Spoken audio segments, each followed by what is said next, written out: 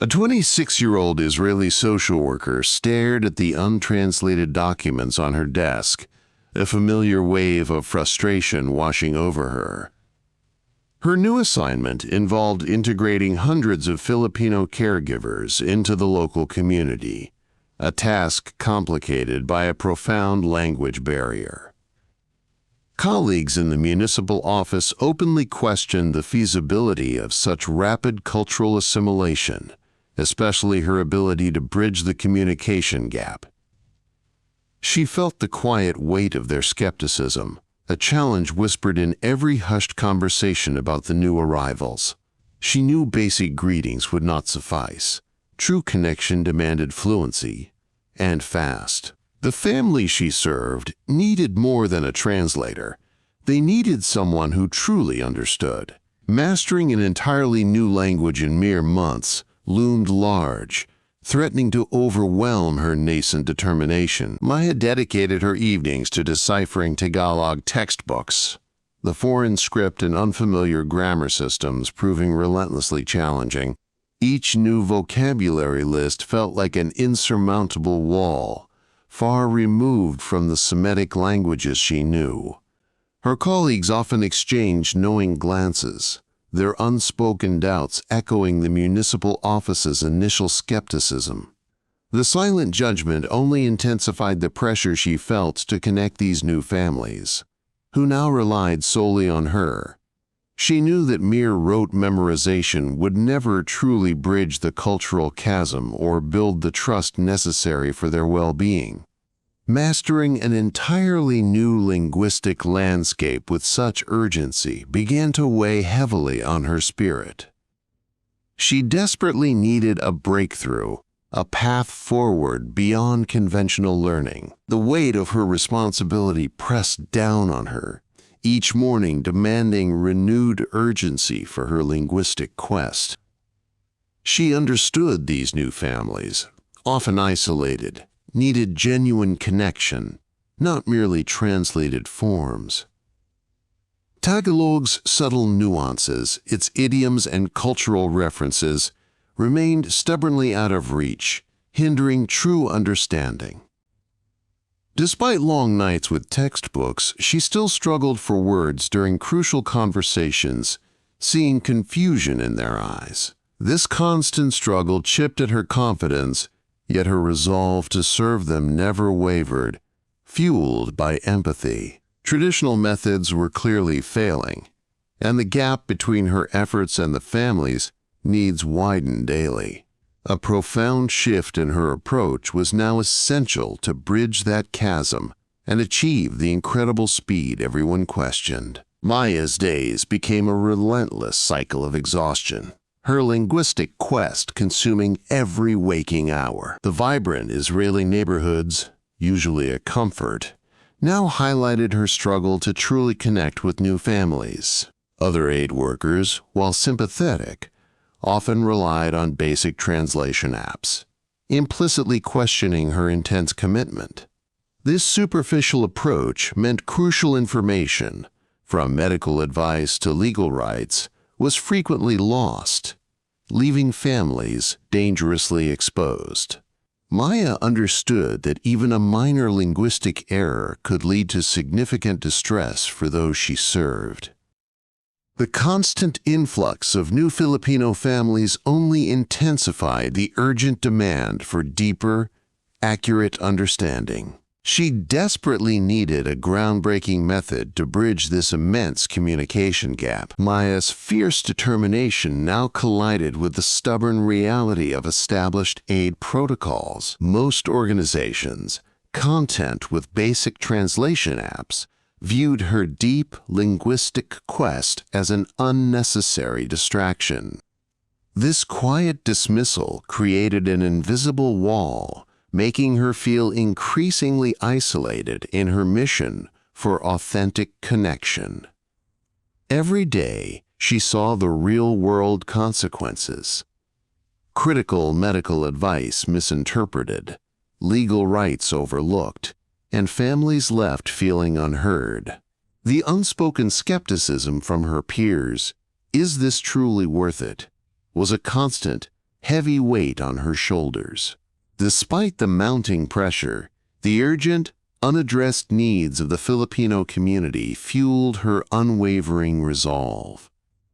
She knew a superficial approach was failing, but convincing an entire system of her radical vision felt insurmountable. Maya's mission to master Filipino now faced the daily grind of bureaucratic indifference, a constant uphill battle. Aid organizations, entrenched in their established protocols, viewed her deep linguistic quest as an inefficient luxury, not a necessity. This quiet dismissal formed an invisible yet impenetrable wall, making her feel increasingly isolated in her radical vision. Each day she witnessed the real-world consequences: vital medical advice misunderstood, legal rights overlooked, families unheard. The unspoken skepticism from her peers, a constant, "Is this truly worth it?" became a heavy internal weight. Despite mounting pressure, the urgent, unaddressed needs of the Filipino community fueled her unwavering resolve, pushing her forward. Could one determined woman truly shift an entire system accustomed to superficial solutions? Maya's unwavering resolve began to fray under the relentless, silent pressure of systemic inertia. Each dismissed proposal, every blank stare from officials, chipped away at her conviction, leaving her feeling increasingly unheard. After another fruitless meeting, her pleas for a dedicated translator program met polite but firm rejection, the mission's weight crushing her. The confused faces of the Filipino family she couldn't fully help intensified her growing sense of failure. A profound exhaustion settled over her, not just physical, but a weariness of spirit that questioned her entire fight. She wondered if she was truly making a difference, or merely shouting into an echo chamber, wasting precious time. Yet, as the first rays of dawn broke, a flicker of unexpected defiance ignited within her, born from the depths of her despair. That unexpected defiance, born from despair, refused to fade with the morning light. The memory of dismissed proposals still stung, yet a new clarity emerged through her exhaustion. She understood the official channels were a labyrinth she couldn't navigate effectively alone. Instead of pushing for a large program, Maya shifted her focus, realizing she had to start smaller, closer to the ground. The path ahead remained daunting, but systemic rejection no longer paralyzed her spirit. She began to consider how individual effort might bypass the bureaucracy that had thwarted her. A radical, almost desperate idea began to form. What if she could bridge the language gap herself, one family at a time? Maya, despite her profound fatigue, knew her innovative idea demanded immediate, tangible action, not further contemplation. The weight of her past failures with the bureaucracy pressed down, amplifying the desperate urgency of her new, unofficial plan. She grappled with the daunting prospect of approaching families directly, lacking any formal teaching experience or official backing. The fear of ridicule, of being dismissed yet again, tested her resolve, threatening to stop her before she even began. She understood this was an act of profound vulnerability, putting her hopes on the line with each hesitant knock she might make. Yet the persistent image of those isolated caregivers, their silent struggles, fueled a stubborn determination she hadn't known she possessed. The question remained, who would be the first to open their door, not just to her, but to a completely new way of understanding? Maya, pushing aside her profound fatigue, finally brought her hand up to knock on the first door. This was the immediate, daunting consequence of her decision to bypass the official channels and approach families directly. The door opened slowly, revealing a woman whose face held a guarded curiosity, a silent question in her eyes. Maya, without any formal backing, launched into her earnest, unpracticed plea for cultural connection and mutual understanding. The resident listened intently, her expression unreadable, betraying neither clear encouragement nor outright dismissal. The silence stretched, amplifying Maya's profound openness and the immense undertaking she had just embarked on, committing everything to this single interaction. After a moment, a single unexpected word broke the tension. "Tell me more." The resident's simple, "Tell me more," transformed Maya's profound vulnerability into a fragile, unexpected opportunity. Inside, the quiet apartment offered a stark contrast to the overwhelming uncertainty that had just gripped her. Maya, despite her fatigue, found new resolve, knowing this was her only chance to make her earnest request heard. She spoke with deep honesty about bridging cultures and unlocking shared humanity through direct language exchange. The woman, Aling Nina, listened intently, her initial guardedness slowly softening into a flicker of understanding. This quiet conversation was not a negotiation, but a tentative mutual exploration, a first step into unknown territory. As Maya finally left, the weight of this fragile beginning and the many doors still ahead settled heavily on her. After the pivotal meeting, Maya guarded her fragile hope like a precious ember. She knew Aling Nina's initial understanding was just a first breach in a wall of cultural divides. The pressure to replicate this small breakthrough, to find more willing listeners, weighed heavily upon her. Every new door knock felt like a desperate gamble, risking rejection and loss of her fragile momentum. She refined her pitch, recalling every nuance of Aling Nina's quiet response, seeking a perfect connection.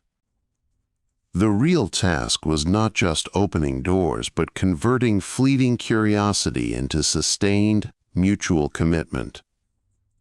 How could she persuade a skeptical community this ambitious linguistic bridge was truly worth the immense effort? Maya's small victory with Aling Nina opened a crack, but the wider community watched her efforts with skepticism. She knew trust, especially across cultural chasms, was not built overnight or through one conversation. Each subsequent visit brought polite distance, a quiet refusal to engage beyond pleasantries, leaving her drained. The initial enthusiasm of a few caregivers waned under peer pressure and the difficulty of daily practice. She saw their hesitant smiles, averted gazes, knowing the commitment she sought was a fragile, elusive thing. The challenge was no longer just teaching words, but fostering belief that this linguistic journey truly mattered. Could she transform their polite resistance into genuine, collective engagement before hope faded completely? Maya recognized the polite distance as a silent, collective barrier she needed to dismantle brick by brick. The caregivers, caught between her earnest efforts and peer disapproval, often retreated into quiet observation. Whispers of wasted time and unnecessary effort began circulating more openly among the wider community. Maya decided to shift her strategy, proposing small, tangible rewards for consistent practice of specific phrases.